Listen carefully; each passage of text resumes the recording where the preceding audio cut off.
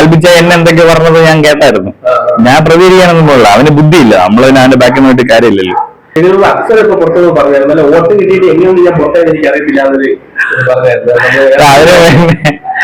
വോട്ടിന്റെ കാര്യം അതിന് പിന്നെ ആൽബിച്ചായ ഇറങ്ങി നടക്കുമായിരുന്നല്ലോ ഇവിടെ. ആൽബിച്ചായ ഓടി ഇറങ്ങി ഇന്റർവ്യൂ എടുക്കുമായിരുന്നല്ലോ ആ ചാനലിന്. ആ ഷോയ്ക്ക് സപ്പോർട്ട് ചെയ്തിട്ട് ആൽബിച്ചേട്ടൻ, നിങ്ങൾ ആലോചിക്കണം, ആൽബിച്ചേട്ടൻ ഈ ഇന്റർവ്യൂ എടുക്കാൻ പോകുന്നതിന് തൊട്ട് കഴിഞ്ഞ ആഴ്ച ആൽബിച്ചേട്ടൻ എവിടെയായിരുന്നു? ആൽബിച്ചേട്ടൻ മറ്റേ ഫാമിലി റൗണ്ടിൽ അവിടെ പോയിരുന്നു, ചെന്നൈയിൽ. അപ്പൊ അവിടെ പോയപ്പോ അവര് പറഞ്ഞെന്ന് തോന്നുന്നു, ഇനിയിപ്പോ ഇന്റർവ്യൂ കൂടെ സൈനിലാക്കി തരാന്ന്. ഇവിടെ വന്ന് വിവരമില്ലായ്മയില്ലേ? വിവരമില്ലാത്തെന്ന് പറഞ്ഞു കഴിഞ്ഞാൽ അവൻ എന്നെ എന്തൊക്കെയോ പറഞ്ഞത് ഒരു ഇന്റർവ്യൂല്. ആൽബിച്ച എന്നെ എന്തൊക്കെയോ പറഞ്ഞത് ഞാൻ കേട്ടായിരുന്നു.